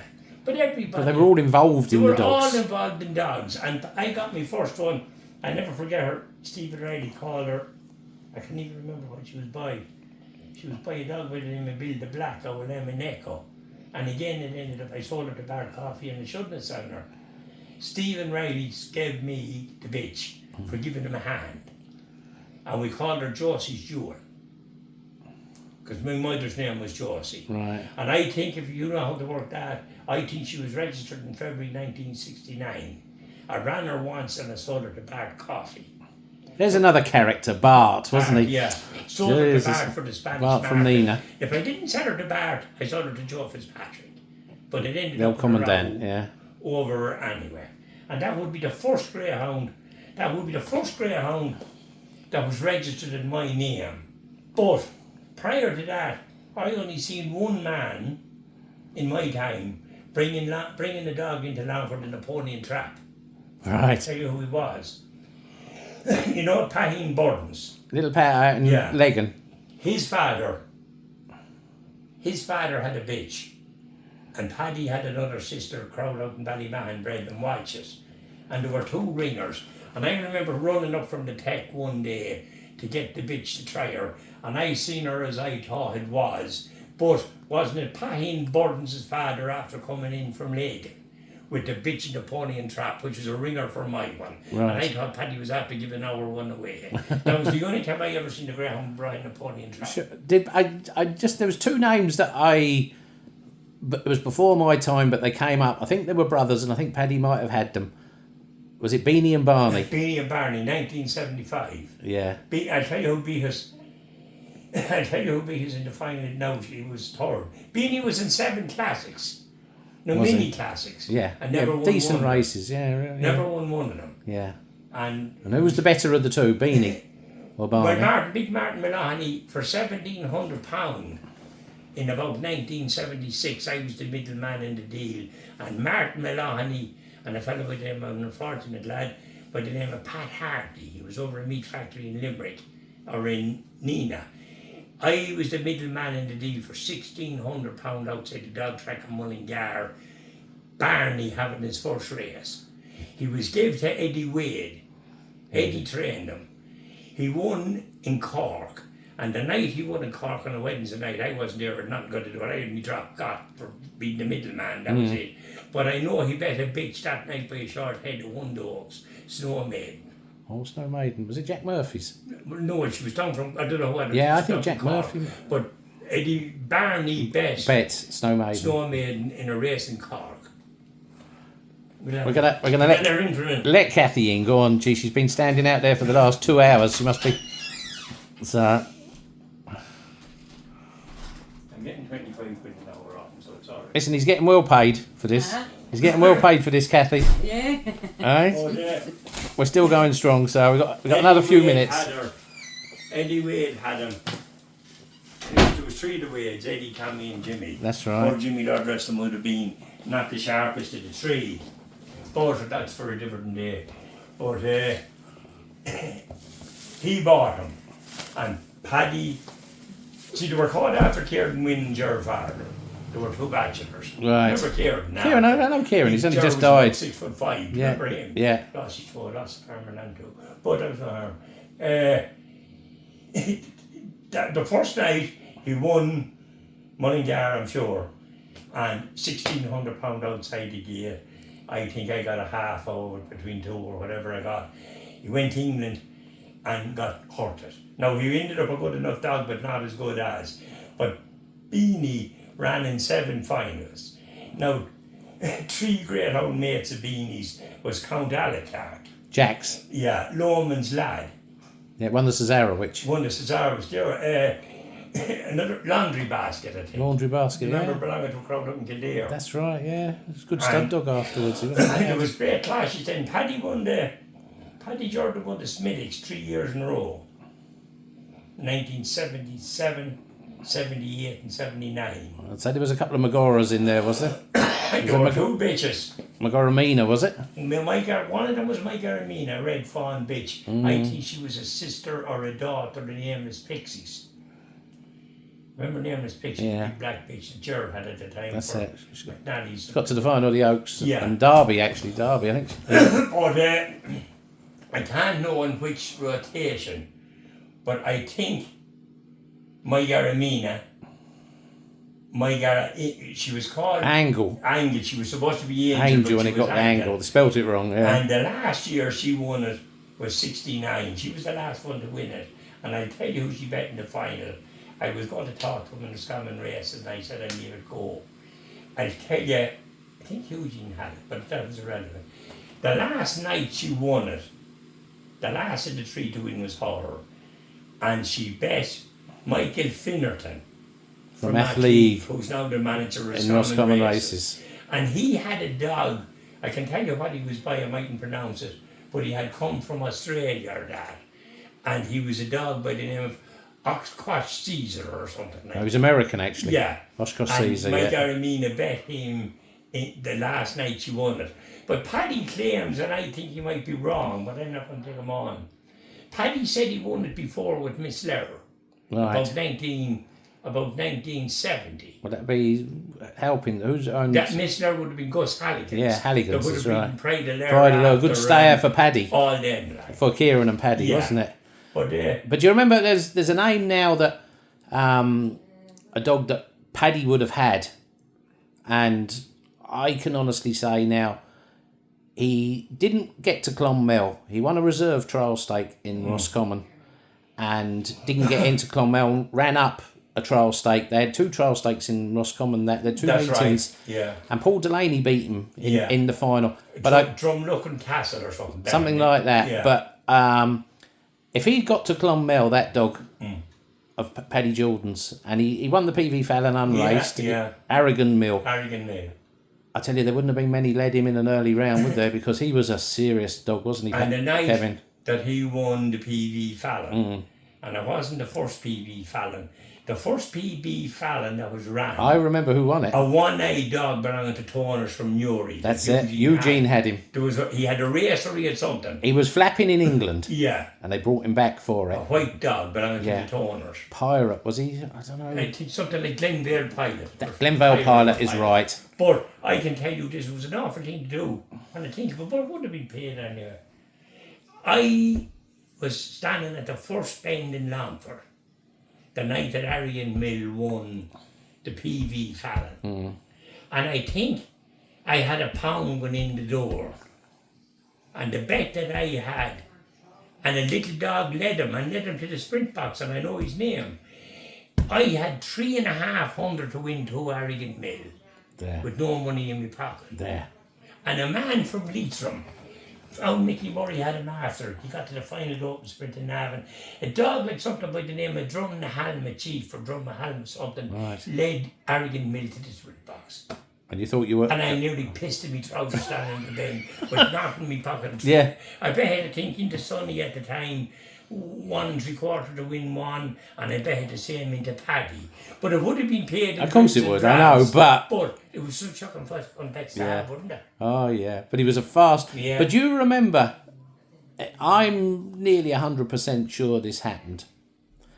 That year of the PV Fallon, which was the start of the unraced stakes in Ireland, it was a huge thing when it was the first year I think it was held. Was it called the Gold Rush because it wasn't Gold Rush because he had the pub. He had the pub and it was called the Gold Rush, and then it became the PV Fallon and everything like that. But I remember, I'm nearly certain it was around 85, and there was a dog that won a heat the same year that Aragon Mill won it. Won the heat the same night Aragon Mill won. Dog of Charlie Falls, and he didn't turn up in the second round because he ran in the Midland Derby in Mullingar the very next night. Yeah. And do you know what that dog was? I do. He won the Derby, yeah. Tubbercurry Lad. Tubbercurry Lad, yeah. And the Costello man from Edenderry bought into it with Charlie. That's right. And he got to the final in 85. It was won by Dip Mac. I can remember because we were all up there now, and because it was a local thing, you were cheering for. And he got to the final the following year, and he won it. Yeah, he won the first or the last 525 or 550 Derby. I think it was the last 525. I don't know which way it was. Yeah, it was 86, I think. I'm nearly certain it was 86. But 85 or something like that. No, I think he won it in 85. I think he got to the final in 84. He got to the final with Dick. He won the first or the last of one of the two over the distance. Yeah, no, it was definitely 525. My first Derby, 1971. Right. Again, didn't see it because you'd only one chance of seeing it, and you weren't in the right position with the amounts of people. So lame. So lame. Yeah, English. Mick Collins, we call him. Yeah. Yeah, but he came over from England, that dog, didn't he? Yeah, the Gary came over with him. But there wasn't controversy. He was in Collins's. Yes. But there was a girl with him, apparently. Yeah, it was a white and black dog, I think. White and black dog. Yeah. He was always credited to Mick. But the Derby, anyway, that was my first Derby. And my first night in Shelburne, I was that naive. I remember the first night myself and Gus Halligan and Paddy Jordan went to Shelburne Park in a winter Saturday night. I remember ringing from the phone up here in John O'Reilly's. There was no phones. We couldn't understand. Oh, of course there's racing in Shelburne, he said. Because we were nearly naive enough to think that, see, Shelburne is out on the coast or out or whatever. Yeah. And they had it covered. You wouldn't get walking here. But we headed off anyway to Shelburne and whatever was going on. And I remember Gus saying to me, they used to sell the papers at the gate in Shelburne. The Sunday Press and the Sunday... That's it, when you were coming out, they were out when you came out from the racing. I remember Gus saying to me like a fucking idiot at the time as I was, I don't know, it was 2 shillings or whatever, just go over quick, he says, and get the paper, he says, and we'll get the last result, he said. Yeah. Of course. And he says, I'll have £1 on it or whatever. Yeah. So of course I was drove to get the paper, that's the way I was thinking. But that was my first night ever in Shelburne, he brought me, like. Well, listen, Kev, we could talk for hours. Yeah. We haven't even touched on the surface. Well, you can drive at a toys, yeah. What do you do now? Pull bits out with that? Well, no, I'm going to put the whole lot. I mean, all right, now we had a Kathy bursting in the door there now and somebody knocking on the door, but I'll have a way of editing it. And listen, I know it's... No, it's for after, whenever that is. You know, but listen, it's good of you to talk to us, and I always said I would, you know. we did, and I said we said we'd write a book, Yeah. you know, and but I think the two of us would have got. Well, we would have been arrested, and Yeah, well, there would have been anyway, libelous, no. and But I because enjoyed it, and it's something that'll be left behind. well, look, we won't. But no, like I said, we're only touching on the surface. Yeah. There's so many more great Oh, characters, it's just as great, like. you know, and Yes, I suppose. I didn't like the man, but I suppose if you do, but then again, it's hard to beat a Derby winner. I suppose if you asked me, the best greyhound. I was going to ask you that, and I know who you're going to I say. have to say Pepsi Princess. I was going to say Pepsi Yeah, Princess. I can't say anything else. She was unbeatable. I That. can't see her. And do you know? nothing Do else. you know what an unlucky bastard I was? It was always my ambition since I came here in 1981 to have a dog get to the final of the Longford Derby. I got done out of it, not getting to the final in 82, and I will go on that in a minute from my side.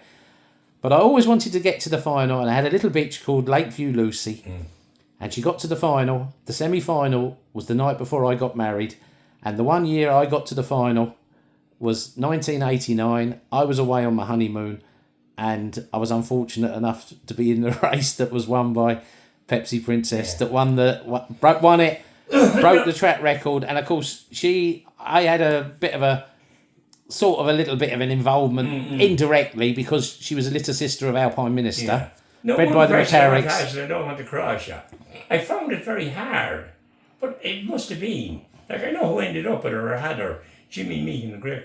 Yeah, up in But I can't find this hard to believe. It's not that I was told a lie delivery. Maybe I mixed it up. Would I be right in saying, I think it couldn't be possible, that Pepsi Princess ran in 11 races before she won one? No, I remember because Mick Powell had her, I think, or was involved. Did he? Yeah, with I her. can't remember. I find it very hard that you could do that and end up being what you were. Well, listen, there was.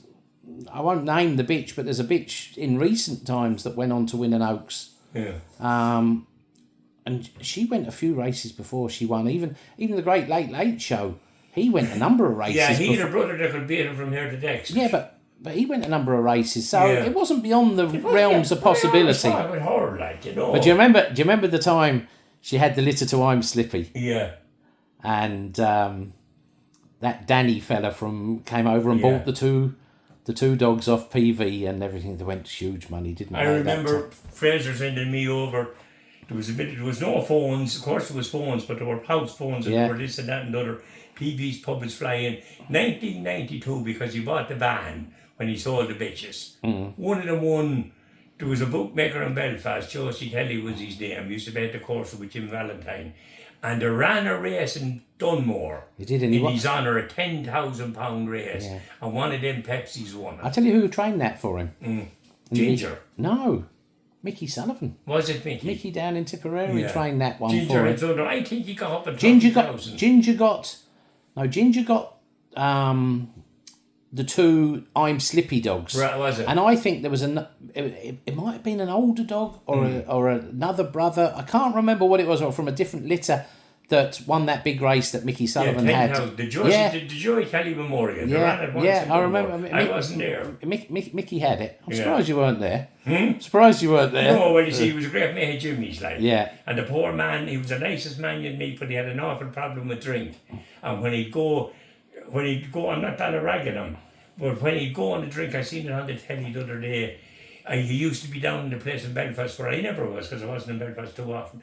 He used to be lying on the street in Chinatown, I think they call it, or Skid Row something like. Wow. But he was a great bookmaker, Joey Kelly. And the bookmakers in Dunmore at the time, I think Celtic was gone, but the Belfast bookmakers and them got together. They said we'd have one race, the Joey Kelly Memorial 10,000. 10,000. Yeah, I remember. And I PV won it. remember the PV winning it now. And But anyway, to go back to him for a minute, she was the best though, wasn't she? Was there was no phones, and there was everything. PV was flying at the time he was doing dinners. I remember we did the sleeves on them with the yolks on them, and that was a massive pub. And Fraser was looking to buy the dog. And I remember Fraser saying to me, I went over in the morning. And I says to him, I don't know what sort of money it was. Was it sterling or was it whatever? And Fraser says to me, look, he said, I have 10,000 to buy the dog. He says, but I have to get him over and I have to get me, I can't be buying it out for 10 and costing me fucking 10 and a half to get him to the people. Yes. So he said to me, go over. And I went over to him and I said to him, look what it says. Fraser, I says, he'll give you 9,500 for the dog. And he won't come Sunday. He won't buy the dog on the Sunday. Fraser never buy the dog on the Sunday. Right. He says, I won't come Sunday. He says, but I'll be outside the door Monday morning. Right. Look what Pat Fallon says. I told you, he says, I want £10,000 for the dog. Yeah. And I went over and I says to Fraser, again on the phone, because it was taking time, and one thing in another Sunday morning. And Fraser says, go over, he says, and give him the 10,000 and I get whatever off them some way again. Yeah. And I will go back about an hour later and I says to PV, and I remember distinctly saying to me the same as I'm looking at you, will I tell you, he said, I told you, he said 10 minutes ago, I'm busy, he said, the dog is gone. He's gone. So the nose me. Yeah. So I went back to Fraser to deal off. Yeah, which a PV. But 10,000 Fraser was giving him for the dog. Now, which of me was? I think there was 2 coloured ones and a mousy brindle one. Yeah, he got big money for the lot, didn't he? He got three of them. There was 3 of them. Did he get up on 30,000 or yeah, something like? 30,000. It was Dexter was with him at the time, but Jimmy Meehan was Johnny Meehan. Johnny Meehan. But what does annoy me is, and I love to know, I find it nearly impossible to think that you ran 11 races in a row and didn't win one. And I think, to go back another way to her, not to be knocking them, her brother used to cross the line and turn back or do something. Our Prime Minister did it. Well, he did it at the pickup because my sister Lorraine, who you'll remember, she used to parade him. Yeah. And myself and Pat used to stand by the winning line wherever he ran. Yeah. To jump onto the track to try and stop him. Yeah, you've done something crazy. But he did it. He did it every night. He did it every night. It was just a quirk, and it put people off him a lot. When he went to stud, but he went to a stud at an era of very good stud dogs. You had I'm Slippy, Whisper Wishes, Daly's Gold, his father Manival Sam, Manival Major. There's a lot of good dogs there. And even though he won the consolation final of the Puppy Derby. He was the youngest dog ever to break 29 seconds in Shelburne, but he used to do that. Yeah. And he'd go by us as we jumped on the track trying to catch him. Yeah. He'd go by us as fast. And that was all right in a one-off race. Yeah. But in the 1989 Derby, they used to have the 3 runs in a week. Yeah, Monday, yeah, and Saturday, Wednesday. He'd won on the Saturday night. He was out again on the Wednesday night, but of course on the Saturday night, he went round again. Yeah. And he was in the quarterfinals on the Wednesday. Yeah. Went round again. The semis were on the Saturday. He punctured. Yeah. Do you know, there was nothing left in the tank. The 2 ran. But he came out a week later and he actually won the consolation final. It was just something he had into his head. We won't go into what could have been and should have been done with the dog. But I remember other dogs like him, as you said. I remember other dogs like him that didn't get established. Harrigan Mill was one, and I'll tell you who was one of the best ones that I can remember. And poor old Mickey had him, and I remember he gave me a free service and the bitch lay on the 2 pups and killed him, and he never got paid. Willie Lundy. Oh, Willie Lundy. Now, I never seen Willie Lundy running. Right. But I know of him, and I know there used to be a massive cup in Roscommon Coursenfield between the Coursen Derby and the Irish Cup. Right. It used to be a puppy cup or that. Right. And the best in Ireland that went out in the first round of used to come up to... and he won it. But I remember him at stud. And Gus Halligan's first cup, old Miss Lerner and Mr. Lerner by Willie Lundy. Yeah. He was a mousy... Well, he didn't... I'm not saying he was a mousy-coloured fawn dog, but he brought mousy-coloured fawn dogs. But he was dead before he... Yeah, but do you remember the breeding of Harrigan Mill? Oh, I do, of course. He was His mother was there in the street. I know, but the father was a little known stud dog that Ned Spain had. Yeah. Jerrican. Yeah.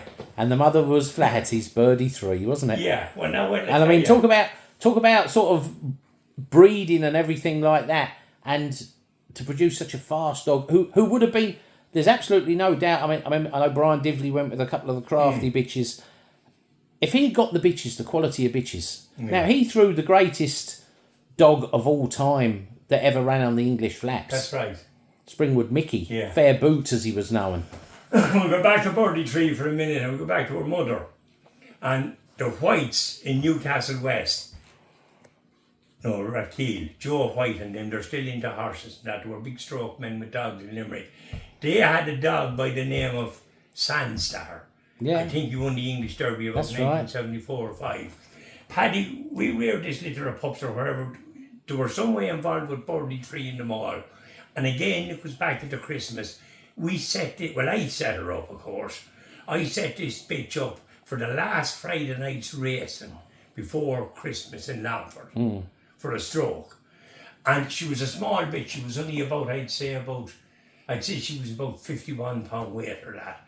And I remember it was a wet evening. I was taking out the dogs on the track or whatever to feed them and to do whatever we were to do to bring her down. This was a stroke night for her. And whatever happened, Paddy was driving the hare below the track.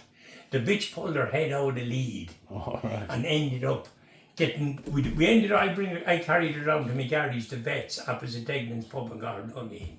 And I was after minding her, I suppose, from whatever she was there. We were waiting from September. But I was waiting from and you had to put her September down. to Christmas for the stroke. And an hour before, it might have happened during the race too, but she pulled her head out of the lead, went down and got the fucking leg taken off her shoulder. But she was somewhere, and she was by Sandstar, because I remember being in Whites in Ratheel, as I said, about 1975. And the amazing thing about it was I was looking at the store races there a month ago, and the Whites would be gone now with dogs. But be Jesus, if the breed of them didn't arrive with a horse. Yeah. And I thought back of it, you know. But there were some great dogs in Longford, yeah. Yeah, I know. There was great sprinters in Longford in the 70s. Yeah, but the old Valentine Sprint in the late 70s and early 80s, it was one of the great competitions in Ireland, wasn't it? But listen, Kev, we've got memories of Longford, but there was competitions in the early days in Longford. They were as hard won as an Irish Derby, weren't they? But I can tell you one thing. The Pageant Cup, the Dan Fuller, the Jim Kane, the Longford Derby, the Valentine Sprint. And I think I can remember 68. Smithwick's 550. I can remember 68 and I can remember on. I'll tell you how prestige the Longford Derby was. The Ger won it only once in all the years that I seen him coming. Yeah, was it? And I seen him year after year after year with favour and getting beaten in it. Was it Smoky Bandit? Smoky Bandit or something. Jackie he won it. 3 to 1 on or something in the final at Shantum Dog. Yeah. And I seen him getting beaten with Mount Leader Armour, and I seen him getting beaten with Always Lovely. I think Airport Private Always Lovely. But people were down to a priest, some dead. But you know, Longford, people looking in at this now would just think of Longford. Because many a man came to Longford thinking they had an easy touch there now, and they went home with their tail between their legs, didn't they? Longford Sprint was no, but I mean, even in general with races and everything, like competitions. I can remember 2 Derby winners getting beat. Irish Derby winners getting beat in Longford. You had Tyra Rhino, he got beaten. And probably the most famous Derby winner of all to come to Longford was Razzle Dazzle Billy, and he got turned over by a dog of Dennis Hannon's in the final. I think he was a Mr. Boz dog of Dennis's, a Springwell. And Mineola Farlow even got beaten, and he won a consolation final of an Irish Derby. And, you know... It took some winning down in Longford. Even, do you know what? Even a little 24 dog stake or whatever. It took some winning, didn't they? There'd always be a Springer, like. There would be. Yeah. There would be. There'd always be a Springer. People had to have Springers at that time because it was the only way of getting money out of it. Yeah. Well, I was very naive when I came here first and I got an old dog off Arthur McCarrick. He gave him to me. He got knocked over he brought him up to the sales. He was after winning in Longford or in Mullingar, and he brought him up to the sales, and I'd gone with him. And the dog got knocked over. It was only a 3-dog trial and he got knocked over in it. And he said, put him in the van, come on in the car, we're going home. I said, you're not going to sell him? No. He says, do you know what? He says, I don't want to bring the dog home with me. Do you want him? He says to me. I says, jeez, I can't buy him, Arthur. I said, no, I'll give him to you. I don't want him, he says. Bring him home with you. Geez, I had him a couple of weeks and the Longford Derby was coming up and I put him in it. He did 29.78 in the first round, which was an unbelievable run. The dog just flew. And he was in with a bitch of Michael Grealish's the following week, Oran Rose. Yeah. And he ran her to half a length in a very, very fast time as well. And I'm into the semi-finals, and I'm getting all excited now because, geez, I'm in the semi-finals of the Longford Derby. And I drew the easiest of the two semi-finals. And I was so excited getting to the semis. I arrived at the track, 2 non-runners, a 4-dog race. I'm thinking, I'm in the final. Oh, geez, I'm going to get to the final here. There's no problem with this and everything. Dog came out of the traps. He never rose a gallop. He was tailed off. I could never understand what had happened to the dog. And I found out about 10 years later, and I won't mention any names, what happened to the dog. But, Jesus, they did the dirt on me, the locals at the time. And do you know what they did? Bitch's piss. Bitch's piss in the fucking straw. Paddy Reed used to be out there. Threw it in. The dog, Yeah. and of course it was summertime. Dog was in race 6. Them little kennels were as hot. This dog came out and he was all over the place. Do you know what? And they did me up, and I was so upset, Bunty. Look, I can laugh now. We do that in a graded race, but you don't do it as you go up in the 40 years later, I laugh at it now, but it went really hard on me at the time. And I tell you who won it that year. Good dog. Great dog out of trap 1. Great dog at Mullingar out of trap 1. Robbie's dog. Robbie Milady. Yeah. Colamber Tank. Colamber Tank. And us pulling, you could pull the fucking fluff off him. Him like a bard. Was he? Electrically early pace. Brilliant railer. A very badly bred greyhound. Like I can't remember what he was by now. I can't, but he wasn't. He wasn't fashionable. Wasn't. Yeah. Yeah. But great dog out of 1, wasn't he? Yeah, Lightning out. I actually think he won the. He won the Fair Warrior in Mullingar as well, I think. No, and I tell you what, I think he might have won in it. The Mullingar, the Tara Bottler Stakes. Something like that. 550. Yeah, no. It'd be the Mullingar. Midland St. Ledger. Midland St. Ledger. But when you look at Mullingar back in them days, now, how did you run a dog round that third bend? It was, when you see it, it was shocking, wasn't it? I remember poor old Sonny, God rest him, he was that unlucky. The final, he'd have pitched himself in it, I think. Twitters was her name, Paddy Kane was trainer, she held a record for a while, Black Bitch, I think she was by rocket ship. But I remember Sonny was making a book of Mullingar. Now you wouldn't put your hand in your pocket of Mullingar with people in these 70s I'm talking about. But Sonny and Twitters in the final, Paddy Kane had her for him, and it was a class feed. And Sonny was making a book as good as he could, and everything was going well. And there was a consortium of who to where I don't know. Yeah. And I know the last bet that was struck, Sonny got crazy prices. I remember the last bet that was struck, Sonny left 1,400 to 1. There. The winner. Did he? Yeah, he was an awful unlucky bookmaker, like. Yeah. He was an awful unlucky bookmaker. And I remember one night in Longford before the finish. I didn't know who had been paid, I was paid too.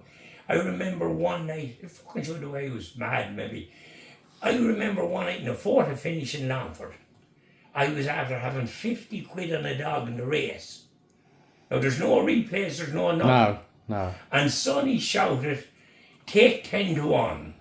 And I shouted back in him, 10.50's on. Clever the monkey, like. Yeah.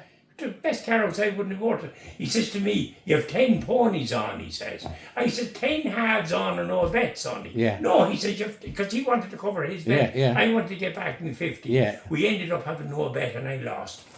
There you go. Yeah, he wouldn't. I wanted 10.50s on Sonny, so you had 10 ponies on at the time. Yeah, there you are. Crazy what we were doing, like, you know. Right. We're talking about one book, I think we write 6. Oh dear. Well, listen, Kev. Unfortunately, I've got to head for the boat That's now. all right.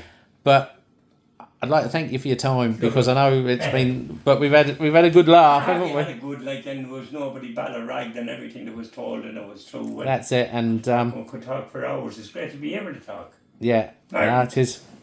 Hang on, let me just knock this off, Kev. Good to see you. All right, good to see you. Cheers.